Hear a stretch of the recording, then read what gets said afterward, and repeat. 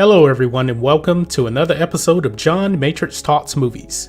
If this is your first time visiting the channel, please hit subscribe to catch future videos from me.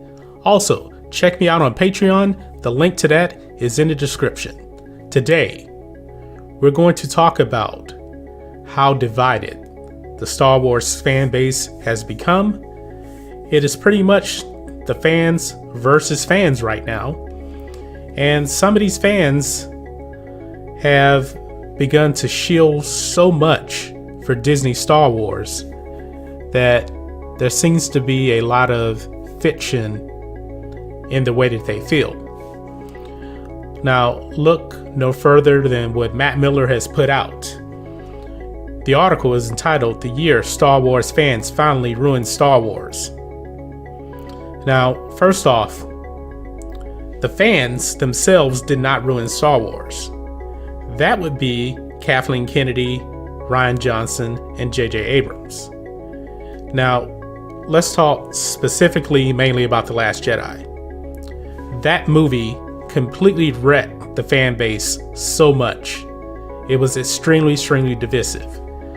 Now it says here in 2018, a loud movement of racist, misogynist trolls derailed the beloved family sci-fi franchise. So, it is the fault of what they call racists and misogynists that have derailed the Star Wars franchise. So, you mean to tell me that all of these racists and misogynists did not go to watch Solo: A Star Wars Story? It made $392 million. So you're telling me that the vast majority of the same fans of Star Wars that previously went out to see The Force Awakens, they're racist and misogynists now because they didn't go out and see Solo: A Star Wars Story. Now, this is the same fan base we're talking about here, right? They weren't racist before The Force Awakens. And I really didn't hear much about fans being called racist during The Force Awakens. It mainly started out with The Last Jedi. It didn't even happen with Rogue One. Rogue One had a female character, a female lead. Nobody said much about it. It was a good movie. The problem started with The Last Jedi. But let's go further into this. Now, he says some of my earliest memories about movies are Star Wars. Taking old wrapping blue tubes and playing lightsabers with my dad, dressing up as Luke Skywalker, desperately wanting the Millennium Falcon Lego set, watching the original VHS trilogy, box trilogy, and having to fast forward through Leonard Malkin's boring interview with George Lucas every goddamn time. Okay, so he grew up just like us. He liked George Lucas' Star Wars, and who didn't that was a fan of Star Wars? But now, he says even then, tearing up during The Force Awakens, he actually cried during The Force Awakens when Han Solo died. He said, "I had no idea that just 3 years later, even the mention of Star Wars would fill me with dread." So he goes on here, and he said that he started getting death threats in 2018. He's been called homophobic slurs, even racist, about his family, about a family movie that denied my childhood. Now, I'm wondering here, being called racist and everything, I believe that Rian Johnson was calling a lot of fans that. Now, I'm not saying that there weren't some, racist rhetoric towards Kelly Marie Tran, but we don't know for sure if that was actually Star Wars fans. It has been portrayed that it was Star Wars fans, but that's not necessarily true. We don't know for sure who actually was calling Kelly Marie Tran all these racist names that caused her to shut down her Instagram. We do not know that for sure, and I think that it's pretty inaccurate to actually say it was Star Wars fans. Now, this is just fake here. He says Star Wars and a loud section of Star Wars fans have tragically become synonymous with hate, bigotry, and persuasive assholeness in 2018. Now, if I'm not mistaken, Star Wars fans, why is it now, after 40 years of Star Wars, that all of a sudden now fans are full of hate and full of bigotry? I've seen a lot of the Lucasfilm employees instigate a lot of the hate and bigotry. You've actually had guys like Chuck Wendig call everybody that didn't like, Last Jedi, a bunch of racists and sexists, man babies. They're against women and roles. That is absolutely not true. We do like strong women. Look at Sarah Connor. Sarah Connor may be the strongest woman in all the movies. Princess Leia was a strong woman. A very, very strong woman. But however, just because people found that the character of Rose Tico was very weak. She was very, very poorly developed. Her storyline with Finn was terrible. That does not make you a sexist.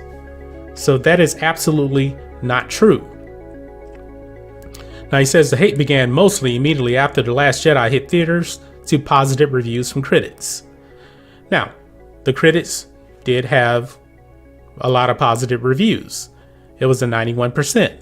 But however, Rotten Tomatoes, it even says it here, as of this week, the film has 91% from critics and a 45% from fans.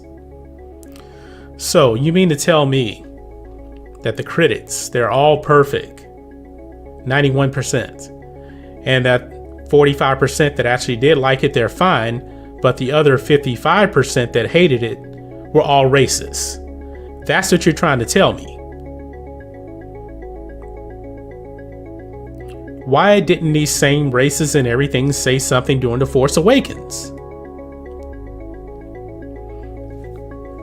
Because it doesn't make any sense. You didn't really hear much during The Force Awakens. Now, granted, I didn't like that movie, but there was a lot of people that did like it. And it was just pretty much the same characters. It was still Rey as the lead of the movie.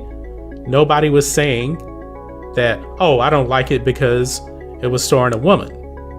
No. People still liked it. My problem is with The Force Awakens is too much of a remake of A New Hope. I hated the way that Han Solo was treated in that movie as a deadbeat dad. And also I hated the way Luke was just cut out the movie completely. That's my major problem with The Force Awakens. Now, The Last Jedi completely destroyed everything about Star Wars. Now you've heard me go on before about the movie. I'm not really going to go really too deep into The Last Jedi. Everybody knows my take on it. Oh no. Oh god, now he brings politics in it. This became the narrative surrounding Star Wars and the rejection of The Last Jedi to 2018. Emboldened members of the far right use Star Wars as another easy target for online hatred. Now, the far right. Really? Now he has to bring in politics. I know people that are actually on the left. One of the guys, he's a buddy of mine on YouTube. He's on the left politically. He hated The Last Jedi. So to invoke, politics left versus right, that is completely dumb. People on the left know a bad movie when they see it too. And like I said, I know quite a few people that said that The Last Jedi is the worst Star Wars movie ever. Okay, but check this out. What's confusing is how badly these alleged Star Wars fans misunderstood Star Wars. From the very beginning, it was a progressive franchise. Even considering some of the embarrassing Hollywood norms of the 70s, George Lucas gave Princess Leia a blaster and had her take charge of her own rescue, while many women on screen at the time remained the damsel in distress. This is true. The rebels fought against a totalitarian empire that not so subtly resembled Nazi Germany. Of course it did. It's a film that made women like Mon Mothma revolutionary heroes. This film was, at least for genre films at the time, wildly progressive in terms of representation and ideas. Yet somehow in 2018, simply including women and actors of color in Star Wars universe is pushing a political agenda. You just said it there yourself. There was already strong women in Star Wars beforehand. George Lucas was doing things that were out of the norm at the time. So back in 1970, we didn't have a problem with Princess Leia being a strong female character. Yeah, she pushed around Han Solo. She did take charge of her rescue. Mon Mothma was the leader of the rebellion. You saw that. Mon Mothma, Princess Leia, they were leaders of the rebellion. There were already women in charge. So if we weren't racist then, so what makes us racist now? That is my point. He's making our point right there. That this whole thing about racist and sexist and don't like strong women, that is complete fiction when it comes to Star Wars. We knew back then in 1977 that there were strong female characters. Even in the prequels, Padme Amidala was a strong female character. Just because we don't like a movie does not make us racist and sexist. Anyway, I'm going to try to wrap this up right now. I've been rambling for a while. This is ridiculous here. The backlash eventually became organized enough to warrant responses from Disney and The Last Jedi director Rian Johnson himself. In fact, this poor guy spent most of the year explaining his film to idiots online. No, Rian Johnson was not explaining his film. Rian Johnson was attacking fans. If he was explaining his standpoint was one thing, but no. He said it was a bunch of racists and sexists that didn't like his movie. If you don't like this movie, you're racist and sexist. That's what he said. He was not explaining his film. But anyway, I'm sorry, I got off on a little bit of a tangent right there. It's getting out of hand now. It's really, really getting out of hand. This guy is really, really shilling to Disney. Now, it's even funny. He says here, it's fascinating that as Disney has begun a course correct Star Wars. Wait a minute. Why do they need to course correct? Why do they need to course correct if nothing is wrong with The Last Jedi? Explain that to me. It makes no sense. But anyway, that's all I want to really say today about this.